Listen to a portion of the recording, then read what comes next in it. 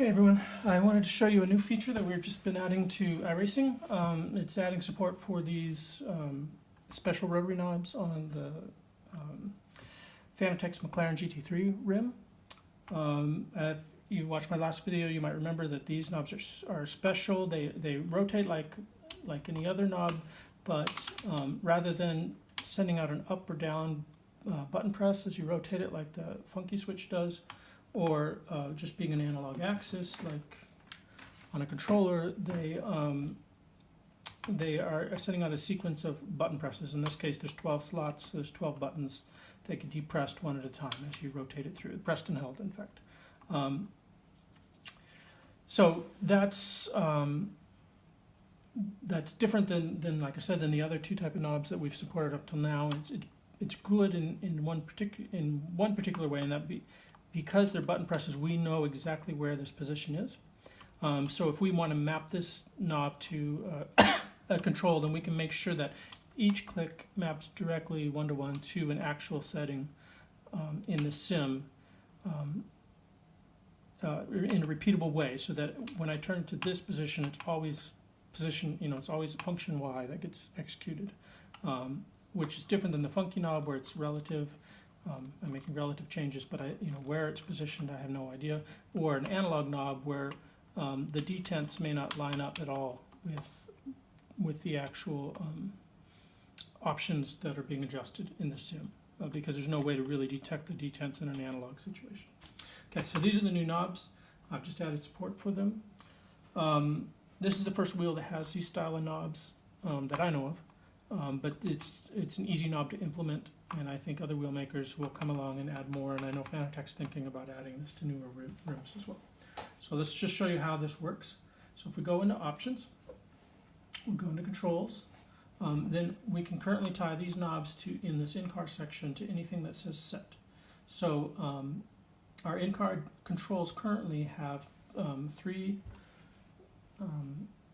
controls that can be mapped to them. So you can map an increment and a decrement button to the control, and then every time you push up or push down, you're raising the control or decreasing the control by a value of 1 or whatever the increment is. Or you can use the set option, and up until now that was could be mapped to an analog axis, directly, so that now when I move my analog axis back and forth, I'm directly setting the value based on how far the analog axis is over. So imagine this was a knob and not a joystick. It's the same idea. But now we can calibrate these button knobs at the same time. So it's the same idea. We click on the set option, and it'll prompt us to calibrate. And it gives us the instructions to turn all the way to the right and then all the way to the left, and then click done. For these knobs, it doesn't matter so much that the order you turn it in, but for analog knobs, it's important that you leave it, the final position is on the left, so that we know that that's the 0 position for your knob. So we'll turn it all the way right, and it starts detecting button presses for us and keeps track of them. We turn it all the way back, and it finishes detecting button presses. And now we know that buttons number 36 through 47 map to this knob. And I can stash that off internally and keep track of it and use that to figure out where each position of the knob is. Okay, so there's one important point, there's a little gotcha, that's just the side effect of the way these knobs work in the hardware. If I start out my calibration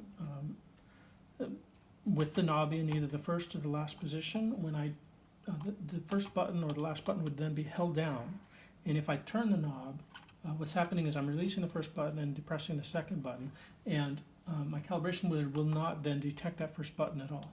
So as I turn it, see, it's detected button 37, but button 36 is actually the first button in this case. So if I just kept turning it all the way to the other end, and I've got buttons 37 through 45, I'm missing that first button. I've lost one click of my range, and that's not a good thing.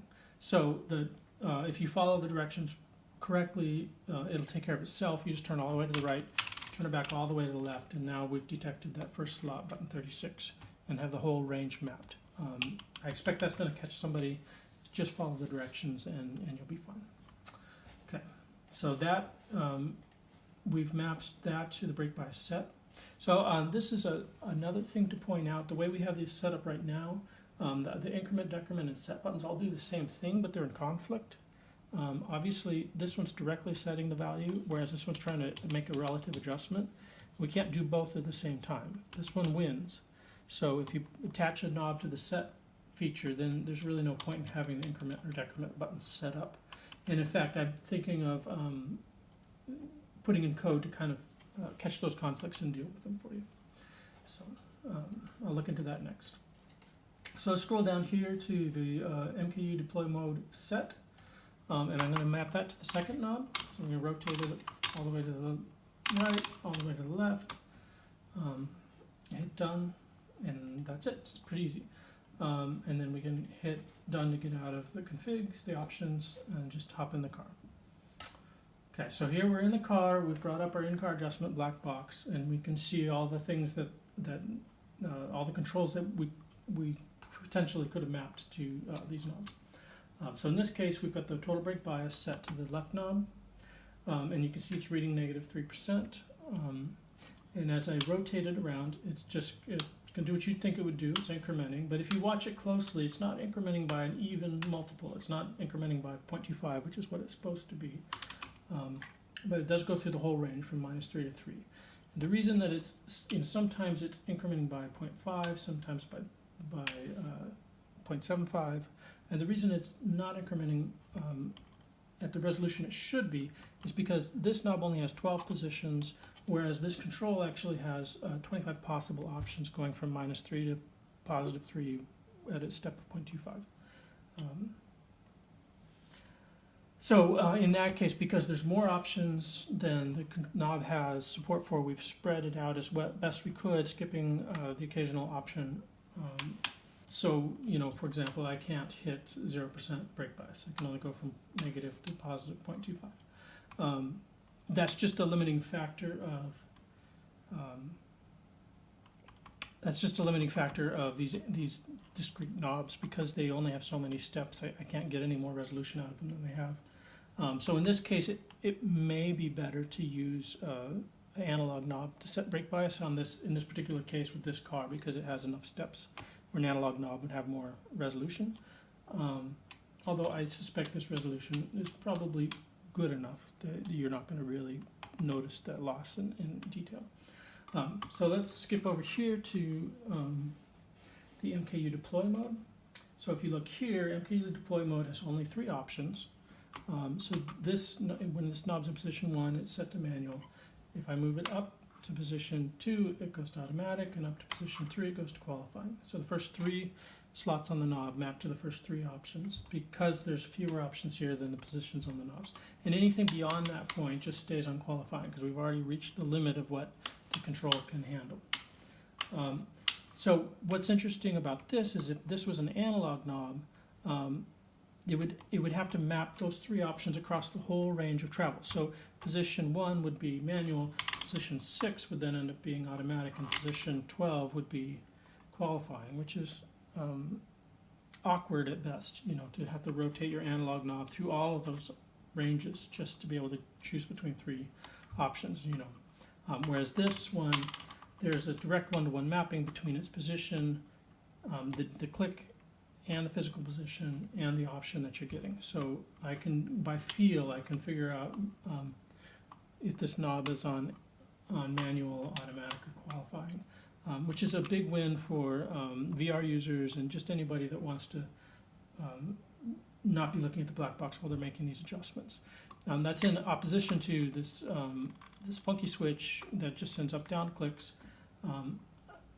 As I turn this, I have no idea where I'm at without counting clicks up and down and remembering where this was set before.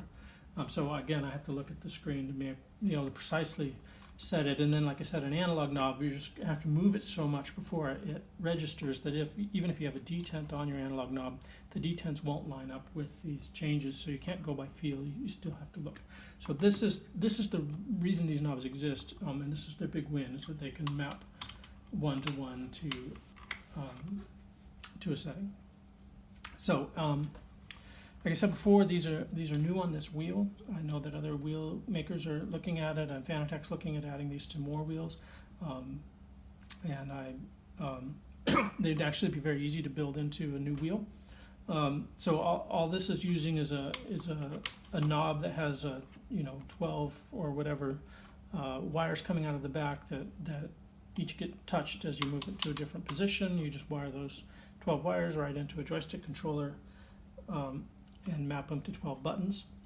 So that setup wise it's not that complicated, although it does eat up 12 buttons for each knob, which is pretty high when we only have 64 button support total for any one device.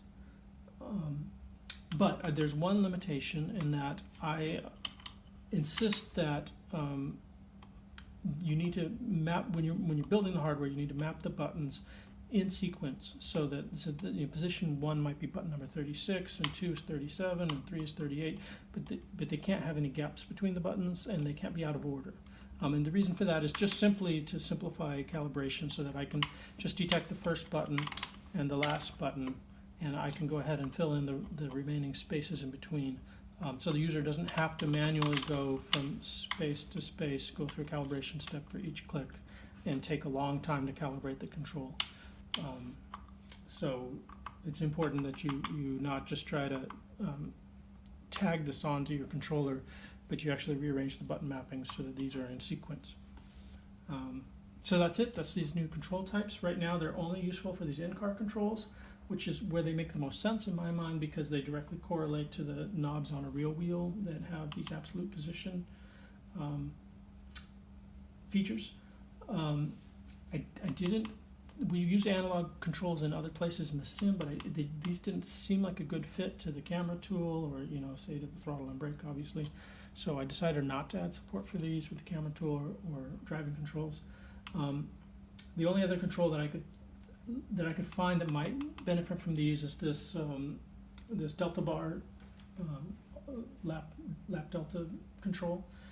Right now you have to hit the tab key to tab through all the possible options. I'm contemplating adding support so that you can map one of these buttons to that and then flip back and forth to figure out which delta time you're using. So other than that, that's the whole thing. So hopefully you guys enjoy this. I missed the build on this. I was trying to get it in a couple weeks ago and I just ran out of time.